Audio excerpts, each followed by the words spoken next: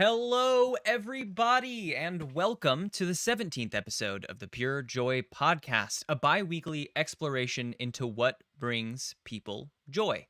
I'm your host, Em, and today I have with me my guest, a good friend of mine, old friend from college, Dakota Heer, and yeah, let's dive on in. Let's have Dakota. Why don't we have you introduce yourself? Tell us who we're talking to today on the podcast. Hey, I'm Dakota. Her, not here. Her, yes, I'm just so used to it. Everybody does it. So my name's Dakota. I daylight in financial services, and I moonlight in D&D, streaming, Twitch, all kinds of crazy things. Again, I know M from way back in college. We did a bunch of shows together. Mm-hmm. Yeah, super excited to be here today. Happy New Year, everybody. Yes, happy New Year. We're recording this on the 1st of the year, so that's fantastic. It's just like a early start to the year. Some people are, not so into the new year, new you vibe, and I don't necessarily know that I'm that deep into it, but I think the beginning of the year is like inspirational. And I always feel more empowered. I don't know. Mm-hmm. I think it's just like the general energy of the time. So, Absolutely. yeah, Yeah, absolutely. it's a good vibe. So, we like to start each of these podcasts off with a little question, and that is something that you found joy in today. Ooh. You know what? The greatest happy surprise for me today, I woke up no hangover whatsoever. Ooh. No, I had a lot of drinks last night. Probably more than I should have. But yeah, I woke up, didn't have a headache, didn't need anything really. It was an amazing surprise for me. That's fantastic. That's fantastic. How was your your New Year's was a good fun time then? Your New Year's It celebration. was awesome. I don't think Yeah. you would ask me about mine, but I was so busy setting up I didn't even get to ask you about yours. It was all good. But yeah, you're crazy busy setting up that stuff. Yeah, we went out to a couple friends of ours. They live up in West Hollywood. And we went over there. We played some Jackbox. They had like a whole charcuterie set up. We made like these fancy cheeses. Had some champagne at midnight. And some like whiskey gingers Wow. the rest of the night. Yeah, it was incredible. That Really sounds good fun. night. That sounds fun. Yeah. I we talked about before, I just sort of worked and then I was sore from work and I Yeah. actually I mean I did some content work when I got off of work but went to bed long before midnight. Let's see. My joy of the day. I woke up. You were expecting to be hungover when you woke up. I was expecting to be just the sorest. When I was going to bed last night, I was Mm. honestly regretting having set up this interview for this morning because I was like, I just worked way harder than I expected to. It wasn't anything like I started feeling that way after work. I was like, oh no. I just scrubbed as hard as I could for 6 hours straight, with Yeah. maybe 10 minutes of a break to go to the bathroom. But like, it's something that I wanted to get done. I wasn't pressured into it. So I felt good about having done it. But I was Hmm. like, oh no, there's no way my brain's going to be on. I woke up and I felt incredible. I like went, Yeah. for the first time, I listened to my own release of the podcast. I do all the editing for it, right? I do all of this work on it, so I know the episode. I've listened to it all the way through Yeah. several times before I hit output. Once I hit output and I post it, I haven't listened to them again because I've done it. Yeah. But I woke up, I had a lot of time, so I made coffee and I listened to it and I was like, okay, it feels different listening to it as the episode, like listening to the episode. I picked up much more about maybe things I could improve or do differently next time than I do when I listen to it in the software, and it was just like a different mental state about it, and that felt really good. So I've just been really inspired this morning. That's awesome. Yeah, yeah, I yeah, I wonder, do you feel the same? So when I'm making something, I often, when I'm like in the zone, in the mode of creating, I have a really hard time separating like the product from where I am in the process. But after everything's done, I'm like, I can look back on it and be like, okay, now I can finally appreciate this from a distance. I don't have to be like, I don't feel the pressure to make it right at the moment. It's just like I can sit back and actually enjoy it afterward. yeah. I think that is that feeling I had. I sat back and I enjoyed it. Yes, there were Mm, things I was like, yes, I could fix, but mhm. it was just nice to sit there and like like even if I want to fix that right now, I can't. I can't like Yeah. click onto my thing and move things around. Like it is what it is. Next time I can do better. But I like, I got the chance to feel pride in the thing that I did rather than the I got to get this done feeling about it. Yeah. Um, yeah, It's a good feeling, man. yeah, I don't know. I think when I'm doing it, I actually am pretty good. In some cases, I get weirded out about the moments in which I'm like, I can keep the whole thing in my brain while I'm editing these tiny portions of it. And so like if there's too long of a pause, right, and I'm trying to cut out exactly the right amount to make it flow, um, Mm, if I click pause, my brain pauses where it's at, and so I can like cut this much out. If I hit go, I know what that pause sounds like in my head. Sometimes I'll sure. rewind, but then I'm like, yep, that's what I thought. Cool, it's good, or it needs this much more. Yeah. It just feels interesting. The more I do it, I'm like, ooh, I know what these things sound like. Yeah. Um, yeah. Okay, cool. That's awesome. So our daily joy out of the way, onto the topic at hand for the episode. What in life brings you pure joy, Dakota? So, I mean, there's a bunch of things, of course. Sure. I wanted to talk specifically today about a couple things, and we could, go with this any direction that you want. But I was thinking about talking about games today, Yeah. board games, video games, strategy games. I'm a huge fan of all of it. Have been since I was a kid.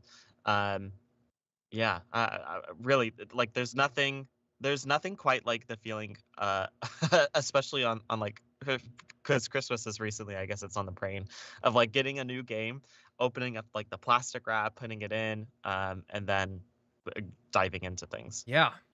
Yeah, absolutely. Absolutely. So games in general. Hmm. Let's talk about let's start by talking about what that's like for you. You said you started with quote unquote games at a young age. What was that like Yeah, for you at a young age? it was. I mean, it's weird now. Now that I like think about it, about how it was back then with the perspective of who I am now and the people I've met since then. Sure. But at the time, it was very normal. So for context, I grew up. My aunt and uncle were beta testers for THQ. Whoa. So they got to test out all of the new games that like were in development at the time. And sometimes we got sent home with like early access copies of games. Um, so we got to play a bunch of games before they were even released. And then my uncle, he ran a software development blog, sort Mm. of something like that, where he would talk about like games in particular that were coming out. And so game developers would also send him copies of a bunch of their games that they wanted him to review. Games and So games. exactly. So at the time, it was just normal. Like a bunch of people in my family were involved with video games. We had a bunch of game systems from a bunch of different relatives. It was just normal at the time for me to like be very focused on that. But now looking back on it, I'm like, oh man, that was a really dominating influence on my early life. Yeah, yeah. So it seems like a lot of this kind of stemmed from a love of video games. Yeah, for I sure. imagine is what a lot of that kind of focused on. Did any Hmm. of that have any like were there board games coming in and out of that? I know that like THQ is a video game company, but that doesn't Yeah. mean that the blog didn't pull in things. Yeah.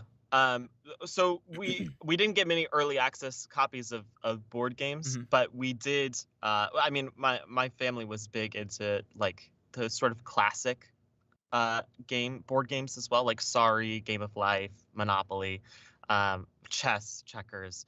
I liked all of it. But Mhm. one of the first clubs I joined in middle school was a Risk club, Oh, um, wow. where we would get together during lunchtime and we would like just play Risk. And I personally love Risk, but a lot of people hate it. It's Um, such a time-consuming it game. is.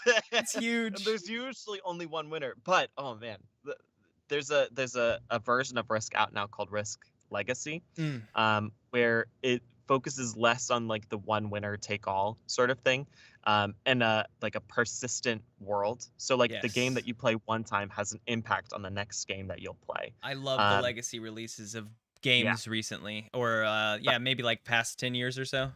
yeah, exactly. So that has been revolutionary for getting people to actually play that game with me because it's so good. It's like it's so interesting. But when you spend 2 hours and then somebody else takes out all of your like your last province, I understand where the hesitation comes in ever wanting to play that game again. I have only played a full game of Risk, like traditional Risk, one time in my life. Really? Not that I didn't enjoy it. It's just Yeah, we had a Lord of the Rings Risk, and it had a second way to play, which was like something about trekking I through the remember game to this. get the ring to Mount Mordor rather Yeah. than taking all the things. And so we often And they played had like that. random events that like Mhm. sometimes the ring would progress, the fellowship would progress Yes. along on their Yeah, journey. Yeah, exactly. yeah, yeah. So we played that a little bit more often. I mean, Mm, as the board game because it was more approachable as like a board game night. Because the sure. time in which we played it as Risk, it took us like 4 days or something like that to Yep. really get down and play. Yep. Um, yeah, yeah. Long form strategy games I do enjoy, but I don't know. My attention span has really gotten so short. I Um, feel that. so they become a little bit more difficult for me to play, I think, Yeah, as of late. I totally get that. I've had to like really start actively exercising my brain more. I mean, you think about like lots of people do a bunch of physical exercise, but when you're doing something kind of like menial all day, and especially like my job has a lot of like data entry and Yeah. administrative work that I have to do, and like I love what I do, but that part of my job is not very mentally stimulating. Hmm. So I've had to like on my off hours figure out ways that I can like keep my brain engaged and like Yeah. growing the same way that you know go to the gym and like work on your muscles. You have to work on your brain as well to keep it going. 100%. I feel lucky that I started working at a grocery store when I was already like mentally full, like I Yeah. do all of my content stuff, my editing, live streaming when I'm not editing, like Yeah. I'm like doing that all of the time, and I needed what I actually started to feel was kind of the opposite, right? I needed to like get up and do something kind of menial, something that I wasn't super focused on to allow Yeah. myself to take a break. The opposite is also true. Exactly, exactly. And it's interesting. I've gotten so many more ideas since I've started doing it. And it's just like tiny little things. I'll be like, ooh, this is a good idea for this. Sidebar till I'm Yeah. at work. I can't do anything with that right now. Um, but then sidebarring it, I like develop a little bit more. Yeah, yeah, yeah. Yeah, absolutely, absolutely. Uh, Um, That so happens even in physical exercise too, like they did some sort of study, which is the most wishy-washy way to start off an argument. They did a study, but I remember reading this, that people who exercise every single day are less effective at their exercises are less effective than those who take 2 to 3 rest days in their week. hmm. um, because your body needs a chance to like grow and do the things that you're preparing it for while you're exercising. Yeah, yeah. Then I guess by that extent, your brain would need the same Mm-hmm. on the flip side of that coin, some rest Exactly. days in order to really just process all of the information it's been receiving. Yep. That's a Totally. good point. I think that's a great way to think about it and focus upon just like making progress. Yeah. Love it. So let's see. Let's see. Uh, we've talked a little bit about early stages. How do these, how do video games, board games fit into your life now? Oh man. Um, I mean, besides being my sort of like primary relaxation method, I also stream occasionally. So I stream D&D on Sunday mornings now. Not today because we obviously have this going on. Oh, Um, but yeah, so I've been playing lots of like story focused RPGs lately. I've also been really diving into like games that are very nostalgic for me. mm-hmm. So like remasters of like old PS2 games or old like Nintendo 64 games, something like that. Like games that I played a lot as a kid that now I'm like, oh man, this was so good. I can't believe I didn't appreciate this as much as I should have Mm-hmm. then. Mm-hmm. Um, yeah, so I typically will come home from work, um, and before even thinking about putting on like a show or a movie or something, I'll usually put up some like Lego game or something like that and just kind of like let my mind Yeah. de-stress. Because there's some games where you're like, oh, I really want to be invested in this. I want to spend a lot of time on like focusing on it. Like the new God of War game Mm. that just came out is a lot like that for me. I'm like, I don't want that to be a relaxation game for me. I want that to be a game that I'm like focused on. Focused upon playing. Yeah. But some games like Lego Star Wars, I'm like, you know what? I don't need to be as dialed in for this. I Right. can kind of like put on a Spotify playlist and just like totally zone out and let my mind de-stress. Definitely. I I think I need to take more of those moments. I find that moment, there's a few games that I've been doing that, and I do it at like right before I go to bed. Mm. There's as you've said, all sorts of studies about how Yeah. like looking at screens and stuff before you go to bed is not like the best way to do it. But Yeah. I don't know. It like maybe it affects the way I sleep, but I sleep hard, and Mm. once I'm asleep, I'm asleep. So it doesn't seem to affect me as much, and I turn brightness levels down. I try to make myself tired. But that game for me has recently been there's like bullet hell games where you Oh have to yeah. like dodge everything and kill everything, and I'll only do a few levels. I'm not like stressing out about getting through this as fast as Yeah. possible. And when I start to feel stressed, I'm like, it's time to really like put away the screens. But I think after work would be a great time to do that because I just sort of dive right into homework now. Yeah. So yeah, I think finding moments to use that to relax throughout your day is very good. And it's a way that you've been able to use this thing that's been a part of your life for a really long time to both like help and progress you in your Yeah. current life. Yeah. And and it's also such a great way to keep in touch with friends too. Mhm. Like enough cannot really be said about that. Like during the pandemic, right at the start of it, when we were all home with nothing to do for like 9 months, we played a ton of Among Us, as I'm sure everybody did. But it was a way for everybody from East Coast, from Central Time, from Pacific Coast, Mountain Coast, I guess, can be in it. But Mountain Coast? Did I say Mountain Coast? Mountain time. Mountain Time. There's um, coasts of lakes. I don't know. yeah, exactly. Lake There you go. coasts, pond The coasts. Colorado coast. Yeah, right. Yes. um, it's such a great way to keep us all together and talking and keep us all sane together. Recently, I've been foraying into Valorant, which is a whole other ball game. Um, I am so bad at it, like almost fundamentally, because I just never play. Well, I never played that many FPSs Hmm. growing up. Hmm. I played like Halo and I think the first Call of Duty Modern Warfare, and that was pretty much it. Um, so now I'm like, my friend is telling me like you have to aim at where the head is supposed to be, not at the ground where their feet are gonna be. Well, I'm like, yeah. oh, all right, that makes a lot more sense now that I think about it like that. Do you use so like the two diverse paths in first person shooters nowadays are controller Yeah, and keyboard and mouse. yeah. What is your flow there? So I have been playing keyboard and mouse, not for any reason or intentional, Hmm. just because that's what I have available. Right. We have a PS4, but we don't play Valorant on it or any Sure. other sort of FPS on it. Sure. Yeah, wish Sure. it was more exciting than that. No, I mean, no. That's that. I mean, it just it is. I feel so. The difference there is that like I feel controller much easier to approach. In the Yeah, days of FPS being a controller industry, sure.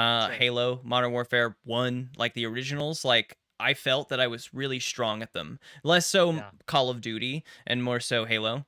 yeah. Um, and I was like really excited when Halo Infinite released, and then all the lobbies were like mixes of keyboard, mouse, and controller, and the skill Mm, ceiling for keyboard and mouse is way higher. You can be so yeah, much faster using your that's what entire I've heard. arm. Yeah. Yeah, I mean, it's the speed at which you can move with, more muscle because rather than just your thumb. you can like up the controller sensitivity, but it only like goes so fast at a certain point, and if it goes any faster, then you miss people. But a mouse, you can like you just have so much more pinpoint accuracy, Yep. which again can be really great for people who know how to do it. Sure. You know what? I feel like the good comparison controller has like a more average skill range, Hmm. and then keyboard and mouse has a much Yes. larger skill range. So I'm like somewhere down here at the moment, Yeah. but eventually maybe I'll be like up here. It's muscle Who memory. knows? It's muscle Yeah, memory. exactly. My friend tried to get me into Escape from Tarkov, which is only Okay. keyboard and mouse. And my already biggest problem with keyboard and mouse is that on a controller, I know all the buttons by Yeah. heart, even if I switch controllers. But if someone's like, press H, I know where H is, but I always have to like look. I'm like, okay, H. And then, of course, Escape from Tarkov is every button on the keyboard is used. And he's Yeah. like, all right, press U and then F to dodge only slightly to the side. I'm like, I can't keep up. I don't know what I'm pressing. I always feel like even on a controller too, sometimes I do this. My hand just plays a whole Twister game on its own occasionally. Like I'll be like, okay, I have to press R2, R1, triangle, L3, like three of the different directional buttons. I'm like, what is my hand doing? I'm gonna have arthritis in my old age for sure. I'm gonna have PlayStation and especially the N64 controllers to blame for it. Oh yeah. Oh yeah. I looked up. Oh my god. I tried to stretch my hand when you were saying that and it cramped and I couldn't get it out of it. I had to look up Sorry. early on like stretches for that cuz I would Yeah. do mistakenly long stints of like 24-hour streams pretty early on in my streaming time, and my hands, I could feel it. I was like, it's here, it's already here. I'm 26 and at that time, and I was like, it's already here. The stretches have really helped. I don't feel those things anymore. I think it's just about like maintaining looseness, right? Yeah. But yeah, absolutely. So video games, what about like board games? Do you play a lot of board games nowadays, now that we're getting more into like kind of in-person community? Yeah, a ton. I'm a big fan of a lot of board games, particularly long form board games are like where I feel like my real passion lies, but those could be a bit of a harder sell for people. Sure. So right now, probably the game I've played most in 2022, or I did play most in 2022, was probably Codenames. Have you heard that game before? I've heard of it, and I think my brother even tried to get us to play it, maybe as a party game. Is there a It's short? kind of a party game. Okay. There's two teams, a grid of like 25 different words on there, and one player has to be like the code master, so they know which of the 25 words are the right ones for your team to guess. And you have to indicate to your team as many of those words as possible, with only using one word as a clue. So if there was like New York and skyscraper, actually, I don't even know what I would do for that one. If there was like New York skyscraper, maybe you would say something like Manhattan, as your connection word, and then your team would guess, okay, well, New York's probably one of them, maybe skyscraper as well. Yeah, but anyway, it's a really easy game to set up. Easy for people to understand how it works. Yeah. Very low like buy-in. Yeah, I mean, I feel like I could already play the game like enough at a like. So it does seem. So is it long form? It's like multiple rounds. Okay.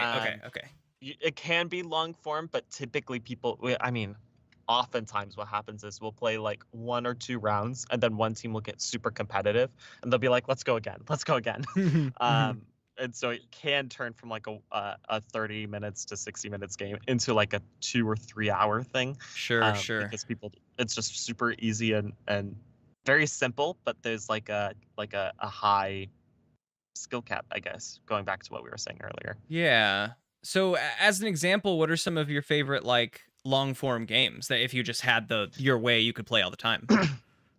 So I've been playing, or I just got this game, Betrayal at House on the Hill. And I've had the second edition of that game for forever. My box is totally destroyed.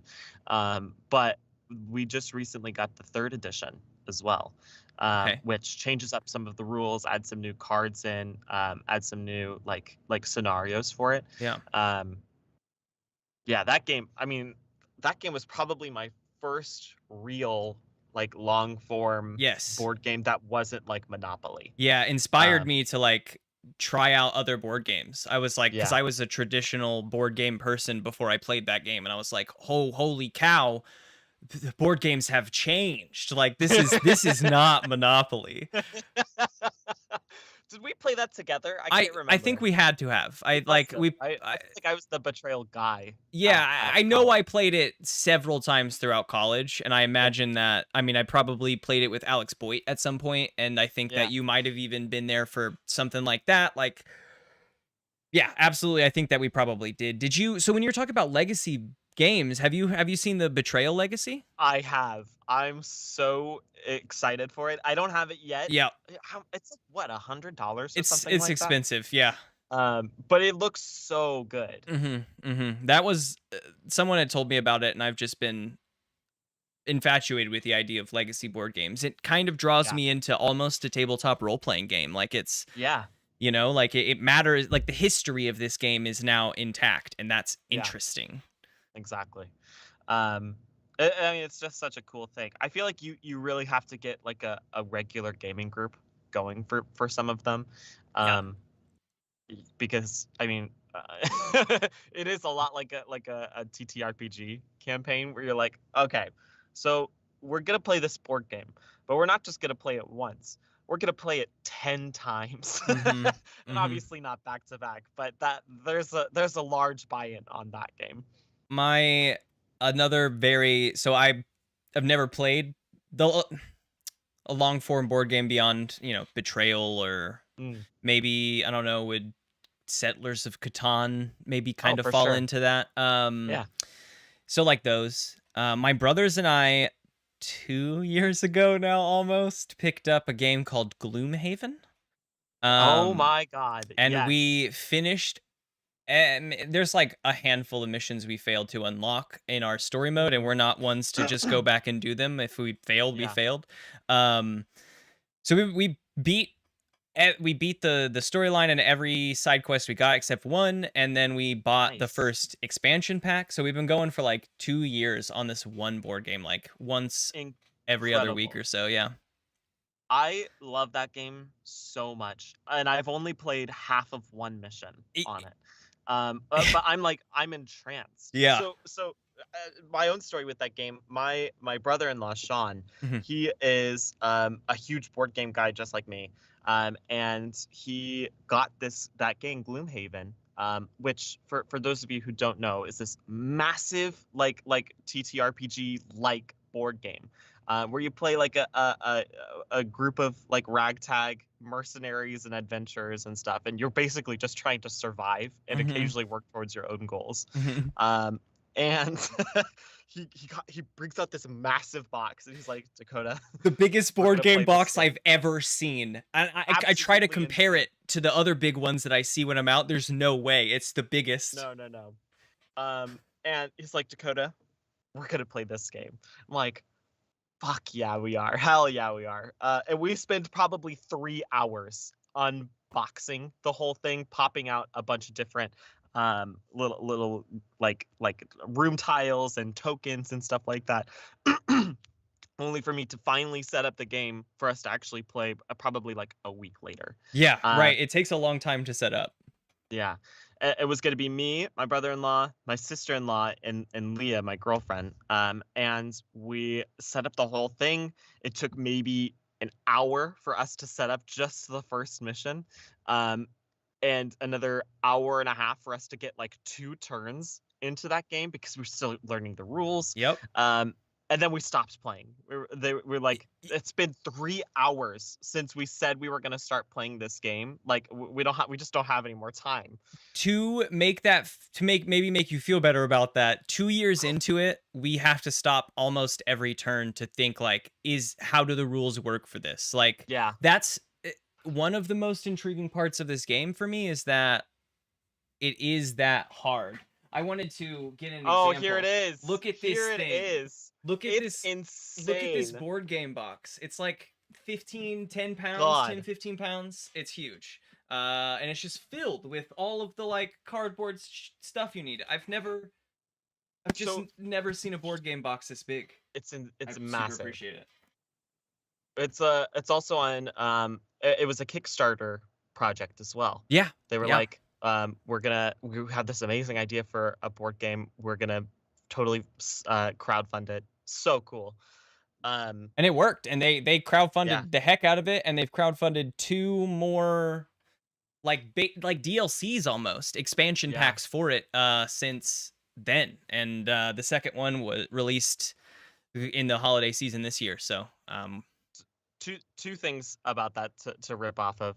The first is that they also have a version out on Steam now, which is a more streamlined version. So for those of you who don't want a huge a briefcase essentially of a game, you can go and purchase it on Steam. I think it's like $20 or something. It's worth it if you want to check it out and like get the idea of what the board game is about. The rules work only a touch differently, but I have actually, when playing the board game, been able to convince my brothers of like the way that different rules maybe should work based on the way they did work in the video game.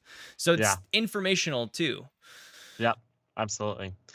And then, did you hear the story about the organizational set for that game as well? Well, about the egg cartons and stuff. I know that exists. I don't. What do you mean by the story of it? So, I mean, that game, absolutely massive. Like 1 million different pieces and tokens. Yeah. And they don't have any sort of organizational system built into the box whatsoever. It's basically you just throw everything in there and pick everything out. Um, Ziploc bags is the only way. Well, the cheap way. exactly. So somebody came up with the idea that you had to get these, like, I forget what size of these, but you get these like egg cartons essentially, like just empty egg cartons, no eggs or whatever in them, and then they like built an organizational Mhm. system based off of these very specific egg cartons. I think it was like 2x4s or something like that. Mm. And the manufacturer of those kinds of egg cartons saw such a huge increase in the sales of those egg cartons after that like video was published on how to organize the kit, Yeah. that they reached out to the person who made the organizational kit in the first place, and they're like, what would it be like if we work together to make an official sponsored version of this, because they're selling all these 2x4 egg cartons. Right. um and like nobody buys like 8 eggs. You will usually buy like the 2 or 3x6 or something Yeah. like that. Yeah, yeah. uh 12 so eggs. they Who buys 8 partnered with this eggs? like exactly. It sounds so stupid, but they partnered with the guy who made this kit, and like totally helped out both of them. It's such a cool story to think about. Yeah. See, when you ask that, I mean, I only know the back end that there is a organizational thing Yeah. together. Now that I know that it came from 2x4 egg cartons, I will tell my brother, because the actual organizational thing is a little bit more expensive than you would want, Yeah. having Yep. already bought a copy of Gloomhaven, which is Yeah. $100 and minimum maybe 120 at the normal price.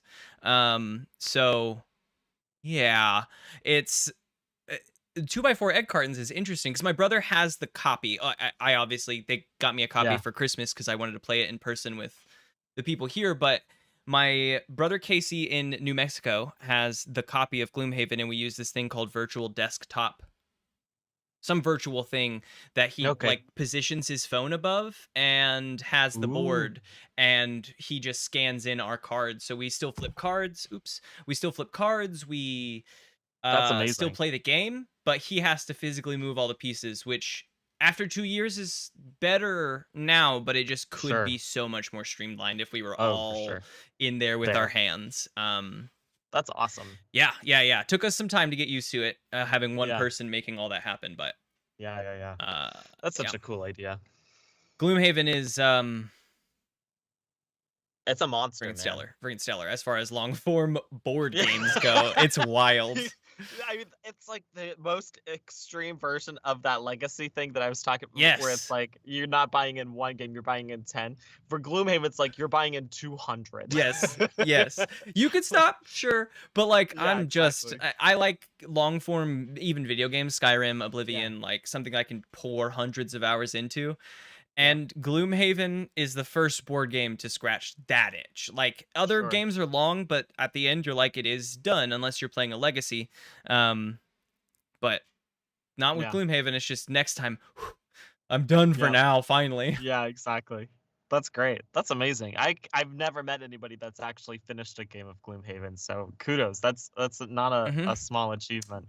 No, it took us well over a year to beat the last boss. We also saved the last boss for last. Oh, So, nice. you That's know, good. you That's got to good. do everything before. That's You how I have to. roll in Skyrim too.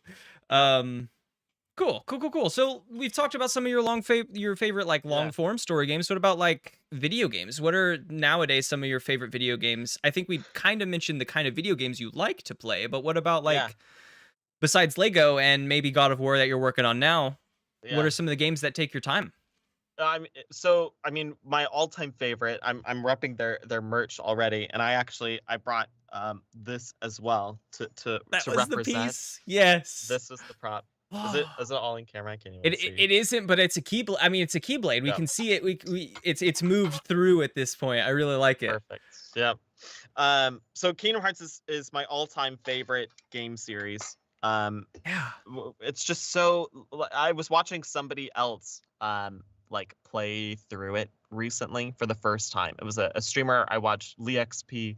If you're watching this, shout out. But I was watching her like play through these games that I've been playing since I was a kid for the first time, and she like she really put it very clearly. Like you feel such like nostalgia when you're playing it, even if you haven't ever played it before, because it's like all of these Disney movies and characters that like and loved as a kid, and it just like the story is just so pure for the most part, and it just really brings you back to like a simpler time. So that's my favorite game series of all time. Mhm. Um, Yeah, I the also the soundtrack there also, like, really lends to the nostalgic feeling. yeah It makes you feel like you've been there before. Like you've said, yeah even if you've never been there before, just the piano trills and the, like, how light it is, and in the background, you feel maybe it's like it gives you a sense of, like, calmness and peace in yeah those cases, and you're like, "I felt this before, and I feel connected in this moment to this."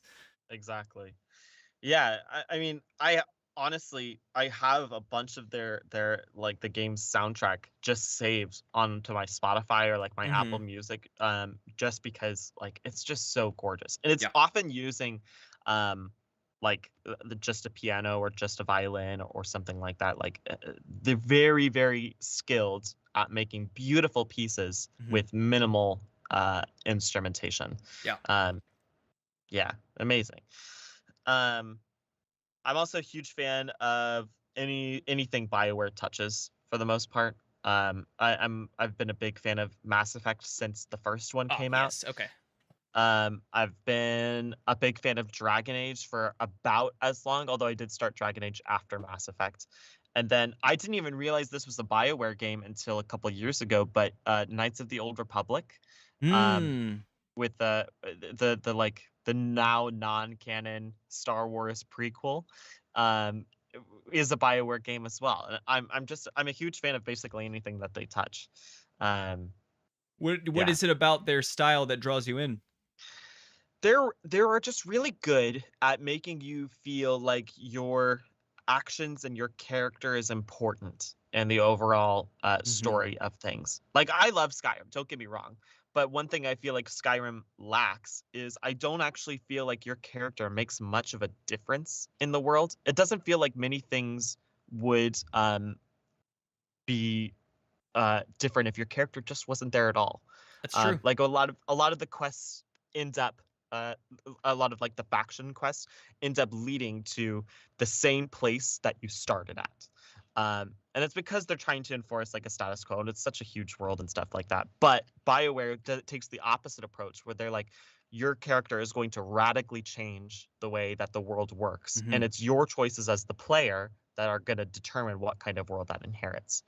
Um, I think that they do some really interesting stuff with like morality choices, like Paragon and Renegade, versus like Light Side and Dark Side and Knights of the Old Republic. Um, I think their RPG designers are really inspired for most of the games that they've made. Yeah, I am not a huge fan when games give you a choice to Yeah, make, and it doesn't impact anything at all. That yeah, was I made my decision, or I made a comment a little too early when playing, like through new Pokemon Scarlet Violet, when you're given the first opportunity to say yes or no, and the dialogue yeah, can continue and will continue slightly differently if you say yes or no. And so when I said no for the first time and it didn't make me go back and say yes, I thought to myself, like, well, this is awesome. Finally, my choices matter. She like responded to me saying no. That's cool.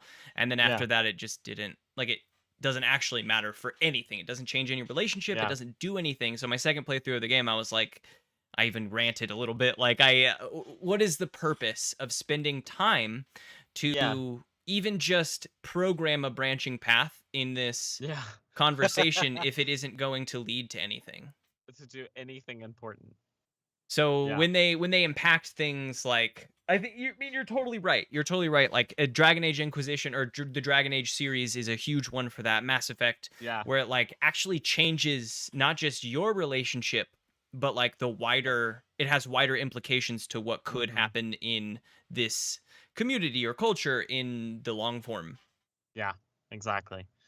And they're really good at that. Yeah. Bethesda's is close to that for me. Bethesda makes Elder Scrolls and Fallout, um, and they get really really close to that for me, but they often like I don't know. The story aspect of it is what I feel like I'm missing in Bethesda games.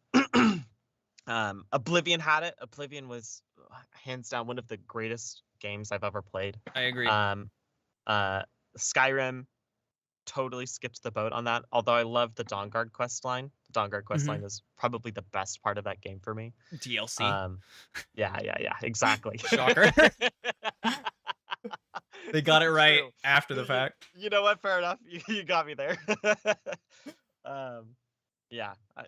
So those are the games I tend to go back to a lot. Oh, I'm playing the Spyro Reignited trilogy I've right now. watched my partner bought that as like one of her first purchases on like Switch. Yeah. Yeah. I played the first Spyro game as a kid, never finished it. But it's right up there with like Sly Cooper, Jack and Daxter, Ratchet and Clank. It's like some of the old like PlayStation original games that like everybody talks super highly about. So I was like, you know what? I'll give it a shot. I'll see how it goes. I'm really loving it so far, to be honest. Yeah.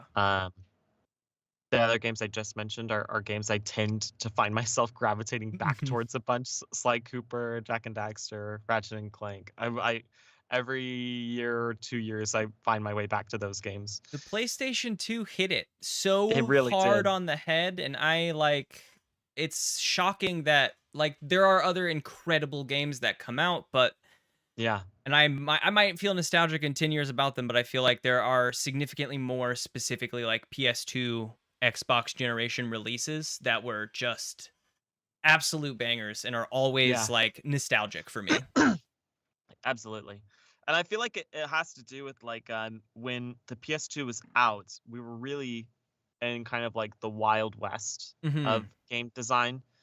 It was before things had like really been figured out. People were still experimenting with a lot of different styles. They were still figuring like out what was going to work best for an audience level. And I've played some really terrible PlayStation 2 games as well.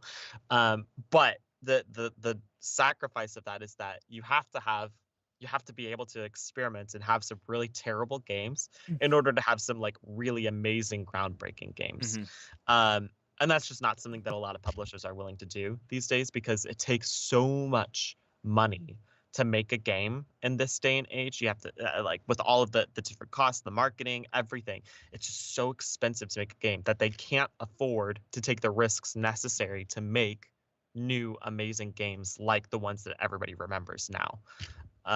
But Which they can sucks. pitch It's it. really sad. They can say that it's coming. They can say that this is going to be the thing that they do, Cyberpunk, but then they just like don't do it. Like I don't know. I as a gamer would prefer to wait for groundbreaking nature.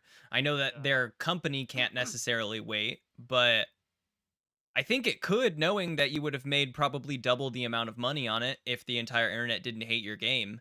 As a point, I find that people who actually played Cyberpunk enjoy Cyberpunk as much as you enjoy like a Skyrim.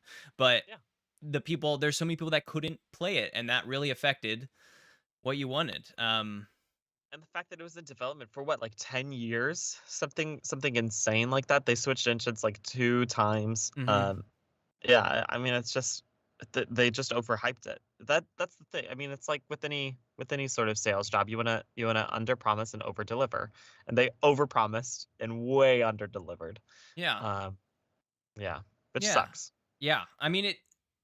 Yeah, it does. It does. Underdelivered what I was promised. Again, I really enjoyed playing through the game. I found it to be a good world, well built. It was a little stuttery, and my computer couldn't handle the full nature of it, but I still enjoyed it. Like it was a beautiful place to play in. But I don't know. Could have been so much more. I feel like we're still waiting on our amazing dystopian sci-fi game. I feel like that's still is a work in progress somewhere. Someone out there has an amazing idea for a cyberpunk game that's like has the dystopian elements of like Shadowrun, a great RPG that I would love to play more of. Someone out there has an amazing idea for a cyberpunk Shadowrun like game. that just needs to be developed. Oh, 100%. Yeah, I totally because agree. we haven't hit that setting enough yet. It feels like we're kind of bridging into another topic I like to approach. I just don't Oh quite yeah. know how this fits, and that is, what are you think some? I mean, what are some challenges you face in your life when it comes to this joy? Or challenges maybe since that feels like I don't know, how do you challenge when you go to play video games? What are some challenges maybe the industry faces, or that you think that we face Sure. as a community with these things? Sure. I mean, I think that the ongoing like monetization of every aspect of the internet is affects the gaming industry just as much as it does any other industry. Like the microtransactions are so insidious. Yeah. Um, I I read something interesting. Again, starting there we go again. Third time's the charm. Um, Another I read study. yeah, I read something interesting, which was talking about how how on like in the App Store you'll go and you'll like find a new game or something, and they'll often like hit you with a welcome package. They'll Mhm. say like you can get 20 million gold coins and like a thousand crystals or like Yeah. 15 different kinds of currency that you have no idea what it means yet for like a buck. Uh-huh. And you're like, okay, well, that seems Here's a dollar. insane. Exactly. The reason that they do that is because they have to ask for your permission the first time an app takes drafts money from your account. But they don't have to re-ask for your permission the second, third, so on time. So they give you an amazing deal so that you can't have buyer's regret later on when they're asking you to spend $15. If they get your permission for the $1 purchase, that gives them permission anytime you click the button that says buy in the future. But the first time they make you confirm that yes, you want to purchase. Interesting. I like the secondary support on the Apple because I've accidentally clicked, buy, I Sure, bought welcome packages in games, love them. exactly. Um and then I've accidentally clicked like, oh, buy gems or whatever, and Exactly. the Apple thing will pop up and be like, double click to confirm, and I'm like, ooh, thank you. I meant to Yep. click not that. Exactly, but they don't have to do that Right. on a subsequent purchases in an app. It's the most insidious thing I've ever heard, Hmm. um, and such an easy fix. Just make you confirm every single time, What do you and then think? So this is, I feel like this is a problem with like, I will say probably like lower end app games. How do you sure. think this bleeds into the wider industry of like people playing video games in a larger way? I'm I mean, it kind of ties into the whole games as a service mantra that the gaming industry is going through right now. Like Hmm. I've noticed it most prevalently with the new Star Wars Battlefront games, where Yep. you buy a base game, expecting there to be a certain level of quality there, but really what you're buying into is the ability to get in on the ground floor of a game that's going to continue being developed. So you're not really purchasing like a finalized product like we used to be able to purchase. You're buying essentially an early access game that's being marketed as being finalized, which is also extremely insidious. Um, Yeah. Yeah, are I would agree with that. Do you think that games like Final Fantasy 14, World of Warcraft kind of are the same kind of thing? Because those are kind of, I think, meant to be a forever developing game. Yeah, and I think that's that's different because they're not marketing it as being like finalized. Yes, Like yeah, when yeah. you buy an MMO, you're aware that that game like the game that you get at release is essentially complete as is, and you're getting an extra huge expansion every 1 or 2 Okay, years. that makes sense. Yeah. Um, but for instance, using the example I already did, like Mhm. Battlefront, only had like what 2, 3 maps at Yep, release. I do remember Um, this. it's like it's barely classified as being complete. So yeah, I agree. No, no, that's no. what's That makes going sense. on. That makes sense. Yeah. I think that that's a. I mean, it is the increasing focus on the monetization and how they can make money is definitely bleeding into uh adding a disenjoyment of Yeah, certain video games. There's lots of cases over the past year or two of the worst marketing decision you could ever make. And I can, my favorite examples are the new Diablo game. Awful, Yeah, terrible, terrible. the Immortal one. Yeah. Yep, yep. Just like, so basically what they've done with this is they've called it free, and it is free um to play. You can play for free, you watch through ads, you do your things as a normal app game, but Yeah. to be any good in the game, to compete in any form, or in some cases like beat bosses, finish things, you have to spend money. You have to Yeah. buy in-game chests to get the loot that actually works for in-game things. And that is a lie. Like, they lied when Mm. they said it's free to play, because they've put barriers of payment Yep. in it. Yeah, and then there's two more. What? Battlefront, not Battlefront, the new Call of Duty, and there's another new game that it's not coming to my head, but where they pair up with phone plans. You have to have a phone plan to Are you play. serious? I didn't hear about this So the one. new Call of Duty that just came out, I can't remember the other one off the top of my head, but I'm sure it'll come to me at some point. Something 2, Overwatch 2, boom. You Oh, have to have a phone plan to play it. It doesn't matter who it's with, but it can't, like, basically they've excluded the market of like cricket users or month-to-month basis what? contracts, because that isn't a phone plan. You have to have a phone plan with a phone company in order to play the game. Bizarre. Wild. Absolutely bizarre. What? Like, I can't even begin to understand the justification for that like level of restriction. It seems, and maybe things have changed. Once I heard that, I stopped. I don't care anymore about those Yeah. games, and I won't play them because that Yeah. feels so exclusionary. So I stopped Hmm. paying attention. Maybe things have sort of changed, but I haven't heard anyone in any of the social spheres being like, it's good now, I can play it and I couldn't before. So doesn't feel like that's changed. Yeah. Yeah, so it just feels the monetization is seeming to get a little bit more and more exclusionary.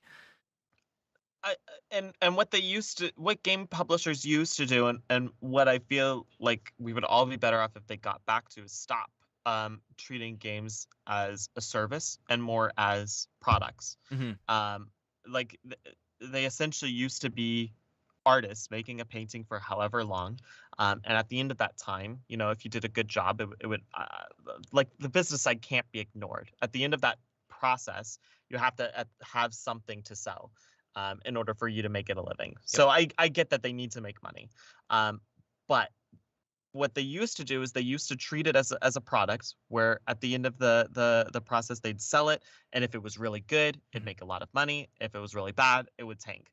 And they'd have like some leeway to be like artistic within those means.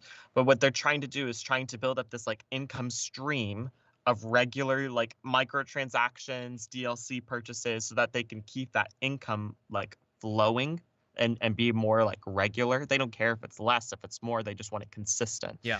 Um, and I feel like they would be better served, if they just treat it as products again instead of as services. I agree. I agree. That's not to say that there aren't good serviced games out there. Like, when we No. talk about games like World of Warcraft, Final Fantasy Yeah, 14, like, that's the way to do a service-based game exactly. well and RuneScape, correctly. wildly, I'm a Huge. huge fan of RuneScape. They do exactly the same thing. I mean, they also have like a bunch of like weird pop-ups where they encourage you to spend money, of course, like every game does nowadays. But they've done a great job of like maintaining a game as a service throughout the years. Nintendo's getting a little worse at it, but I feel like Yeah. I used to beg my TV, loudly shouting at it, crying, please give me more Mario Kart. I need another Mario Kart. And now they release, like, they're like, no new Mario Kart, but what you get is 10 map packs, and we'll release them Yeah. over the next year. You just have to purchase once. And that to me, Yeah. is worth it as a service now, Yeah. because I have a ton of content. I've played it so much that I want more. Rather than making me buy a $60 game, I'll purchase a $25 map pack that doubles my game that I currently have. So I'm Exactly. okay with that. Like the new God of War game is very similar. Where we played through the first one, and I was like, I honestly, I just want to play this game more. Mhm. I just want to keep seeing where the story goes. I love the mechanics of it. It feels so fluid. And that's exactly what they did in Ragnarok. Is they improved on some aspects, but for the most part, it's exactly the same game. You're just going to different places this time. Continuing the Um, story. exactly. And that is such a perfect example of a game that did it right. I don't think they have any sort of DLC for them either. Hmm. They've done like some collector's editions, but they haven't done any add-ons. They haven't included any microtransactions. Rather than And DLC, they make a game, another one that's good and continuous. exactly, and it's just like it's almost universally beloved by everyone who plays it at this point Mhm. because it feels like it's complete. It doesn't feel like they've suckered you in with a $30 purchase so that they can hit Right. you with a $5 purchase ad infinitum. Mhm. Mhm. Mhm. Mhm. I I am appreciative when a DLC does like solidify the game that I have in place. Like there's a Pokemon Sword and Shield DLC, like Isle of Armor. I personally haven't played through it, but I've seen the response to it and how it like improved Scarlet Violet, like Sword and Shield. It did the things that you felt like you were missing from this original stage of it. Yeah, Um, so that's good. Like if you can improve it, it's already a good, well-made, fully completed game. Don't need more. But exactly. now that there's this weird improvement, here you go. If you want it, take it. If you don't, that's okay because it's already a complete game. There's this great game, Graveyard Keeper. It's kind of like a gothic Stardew Valley, and they've also have had like a bunch of different expansion packs that add new mechanics, new like ways to play the game Yeah. into it. But the game was already like fairly fleshed out when it came out. They're just adding a new aspect to it that improves on like both the story of the game, like the mechanics of it. Um, and that one doesn't feel like those expansions don't feel cheap. It feels like they've earned them. Like Yeah. I'll happily pay $10 for something to add on to a game I already love that feels really unique and creative. I don't want to pay an additional like purchase for you to complete the game that you've already like promised. Hmm. Yeah. No, yeah, 100%. 100%. Yeah. Um, yeah, I mean, just like I enjoy completed work, and that's what I used to purchase. And sometimes nowadays that it may not be the case, which is unfortunate. Um, yeah, I'm It is what it is. I'm even okay with a slight increase in the price as we've seen Yeah. recently to give me that game because I know that like now as an adult, I know the work that goes into doing this. I know how adults have time, only so much Yeah. time, and if they're doing this 12 hours a day, then what are they doing outside of that? I'll pay $10 more a copy of a game, $20 more a Yeah. copy to make sure that I feel comfortable with that, but gracious, I just like they're putting out uncompleted games. I don't know. And that's why, honestly, going back to the other point, that's why I've gravitated so much more towards board games Mhm. recently, because board games, you pay whatever like a premium for whatever the game is, but at least it's complete, and you get hours and hours of enjoyment out of it. It, but you can like my new Betrayal game. I know I'm gonna play like another 50 times or so, um, because it's already complete. There might be an expansion pack that makes it amazing in the future, but it's already done. I don't need to worry about that anymore. I bought an incomplete board game. Wait, We what? were in a board game How? store. We were like, let's go look at a board game store. It's so cool, so fun. Uh-huh. So we're digging around board games, like the good, big, complete, full, like Betrayal. It's like an Yeah, expensive board game when you think about yeah, buying Monopoly. yeah. Um, and so we're digging around, and we come across this game called Coma Ward. And reading the box and looking through it, it pitched to be similar to like a more horror version of Betrayal. And I was like, this is good. Ooh. I like this. And it was on mega sale because it was opened. Um, Uh, it it was like opened in some other form or fashion. It wasn't like someone bought it, opened it, and returned it. It was just like maybe they got it and the package had been punctured or something. So mega sale, bought it, got it home, It is like Betrayal. It plays like Betrayal, but it feels to me like this is the beta version, and they Uh, had not maybe tested everything out, which is wild because sure. in one playthrough I got some.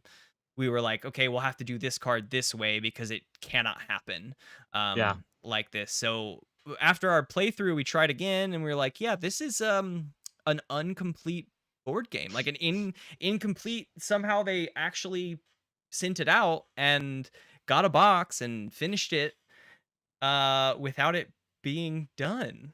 It's in so much beta that it like was we haven't gone back to play it again because it just doesn't. sure. Too many times do you have to say we'll just do this way that it makes it not complete. It's a Yeah, wild thing to find in a board game shop. yeah, true. Um, But mostly yeah, you're and right. yeah. That's funny. That I hadn't thought about that, like missing pieces or rules that are on beta tested. That's true. I typically only play or buy games I've seen played on like tabletop review channels on YouTube. Will Wheaton's old series tabletop, was it just tabletop? I think there was another word there, but I don't remember. Will Wheaton had a series where he played tabletop games with Mhm. his like friends, and I loved that series because it introduced me to so many different games, helped me get a feel for them, and then ultimately, if I wanted to buy and play that game on my own, so a lot of my collection of games comes from his series. Yeah. Um, yeah, Oh. Okay. there you go. Well, I feel like we're approaching a good end point here. I don't want to push our our time too much. Sure. But maybe in as a sort of wrap up, is there anything about video games, board games, the gaming industry that we haven't talked about or that you normally think about that we haven't approached? I don't think so. I think we pretty much talked on everything. Yeah, We talked about community. We talked about relaxation. Talked about stimulation. Yeah, I think we covered everything. that's fantastic. That's fantastic. Then why don't you just as like an end note summarize for us what we've you know why So basically like why this brings you joy. sure. So I mean, I love just playing games in general, just because it helps me connect with people.